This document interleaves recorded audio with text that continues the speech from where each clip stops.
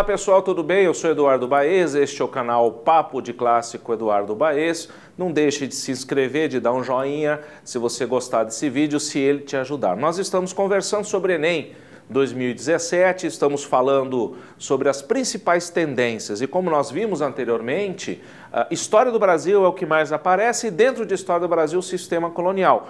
E dentro do sistema colonial nós vamos dividir o sistema colonial em dois grandes momentos. O ciclo açucareiro e o ciclo minerador. Nós já vimos no vídeo anterior o ciclo açucareiro. Agora nós vamos falar do ciclo minerador. Nós estamos falando do século XVIII ao século XIX, meados de 1820 mais ou menos. E para a gente chegar nesse ponto, a gente precisa olhar um pouco a evolução, as questões históricas que se desenvolveram no Brasil no século XVI e início do XVII, nessa transição. Primeiro, a União Ibérica. Entre 1580 e 1640, as coroas de Portugal e de Espanha se uniram, consequentemente os impérios se uniram, debaixo da hegemonia espanhola. Portugal não foi tratado como uma conquista, mas como um outro reino. Contudo, Portugal não poderia mais se aliar aos inimigos da Espanha, e o principal inimigo da Espanha, adivinha quem era? A Holanda. A Holanda, então, impedida de continuar com o seu comércio de açúcar com o litoral nordestino, ela vai sofrer um embargo espanhol em cima disso, e no século XVII, depois de uma grande ordenação e de um contexto europeu de conflitos e de organizações para tal, a Holanda invade o Nordeste. Ocupa primeiramente a Bahia, entre 1624 e 1625 vão ser expulsos, e num segundo momento, em 1630, vão ocupar a região de Pernambuco. Ali eles ficarão por 24 anos, estabelecendo a exploração de açúcar. É o período áureo da exploração de açúcar no Nordeste, debaixo do controle holandês. Em 1654, restaurado o Império Português, a partir de 1640 e 1654, o Império Português vai retomar o controle sobre o Nordeste numa ação local. Esta ação local, chamada de Insurreição Pernambucana, é a primeira sinalização nativa, vamos chamar assim, de uma identidade local, de uma preservação local. É aí que surge o conceito de luso-brasileiros. Eu sou português, mas eu também estou no Brasil nesse contexto, nesse momento. Muito bem. Em meio a todo esse processo, nós observamos como influência do modelo ibérico a expansão territorial e a interiorização do Brasil.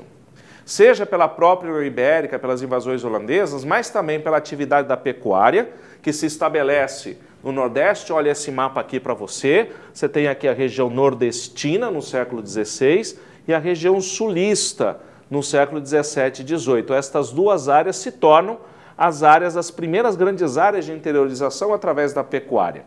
Além disso, você tem as missões jesuíticas que ocuparam o Vale Amazônico aqui em cima e também a região das Três Fronteiras aqui embaixo, ok?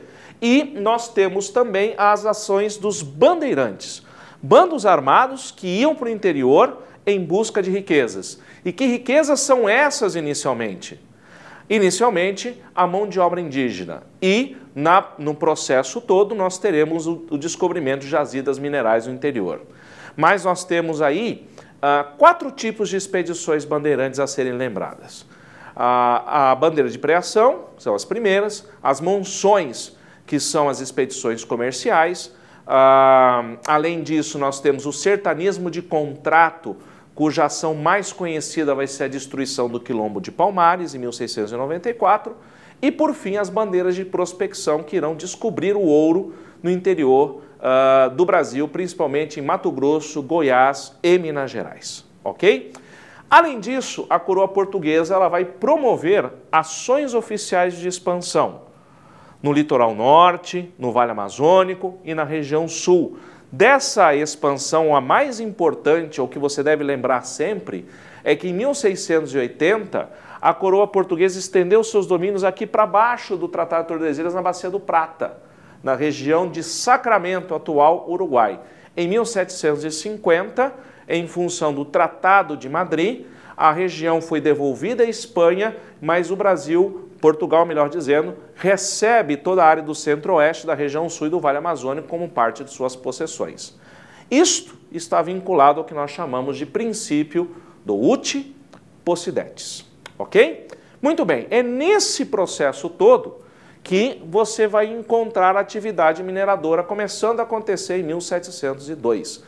Depois dos descobrimentos das jazidas no interior, a coroa portuguesa organiza essa estrutura de exploração através da Intendência das Minas, que vai administrar e que vai criar os impostos para poder arrecadar com a atividade. Nós temos aqui 4 impostos fundamentais. O quinto, 20% sobre a produção das bateias. O que é a bateia? Você não sabe o que é a bateia. A Unicamp já perguntou isso, qual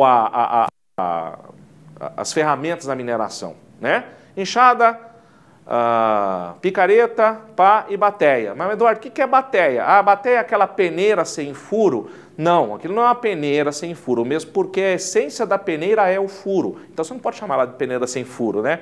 É um instrumento redondo que é utilizado com movimentos circulares para separar o cascalho do ouro e a utilização de uma série de outros mecanismos, tá? Então a produção dessas bateias, 20% ficava com a coroa portuguesa. A finta era o lucro presumido sobre a terra que estava sendo explorada. Eu presumo que eu vou lucrar tanto, eu tenho imposto em cima. A captação é o imposto que se coloca sobre cada cabeça de escravo ou cada escravo a serviço na mineração e também tem a cota anual das 100 arrobas de ouro entregues ao rei. Ok? Muito bem, toda essa estrutura, essa carga tributária, ela é pesada nesse sentido, justamente porque Portugal, na questão do ouro, deixava o processo para a mineração particular ou privada, se você preferir. Mas, na questão dos diamantes, não. Na questão dos diamantes, a exploração era totalmente monopolizada pela coroa no sistema de contratação ali na região de Diamantina, no Arraial do Tijuco. Mineração, ela é essencialmente urbana, desenvolvem-se as cidades em função da atividade mineradora, o que leva ao surgimento de uma nova estrutura social com o mercado interno. Essa nova estrutura social é a classe média urbana, que vai ser um elemento fundamental para as mudanças coloniais que nós vamos conhecer daqui a pouco, e isso faz com que o eixo econômico que era aqui no Nordeste seja deslocado para o Sudeste, sobretudo para a região das Minas e para o litoral do Rio de Janeiro. Por sinal, o Rio de Janeiro vai se tornar a nova capital da colônia em 1763, já sob a administração de um sujeito chamado Marquês de Pombal, ou era Pombali. Nós vamos falar disso no próximo vídeo, tá? Então essas características da mineração mostram uma importante mudança na estrutura colonial a partir do século XVIII e do século XIX, ok? 2 ciclos, ciclo da cana-de-açúcar, 16, 17. Ciclo da mineração, 18 e 19. Ciclo da cana-de-açúcar, uma sociedade absolutamente estamental, 2 polos. Ciclo minerador, uma sociedade que apresenta uma divisão um pouco mais especializada com a classe média, ok? Centralização administrativa, porque agora você tem ouro na jogada, maior centralização, um exercício mais forte por parte da coroa portuguesa na fiscalização, principalmente com a alta carga tributária na região de Mato Grosso, Goiás, Minas Gerais, inicialmente chamada de a Grande Capitania de São Paulo e posteriormente a Capitania das Gerais. É isso, nós voltamos num próximo vídeo. Eu sou Eduardo Baez, este é o canal Papo de Clássico Eduardo Baez e falamos de História do Brasil, Economia Mineradora para o Enem de 2017.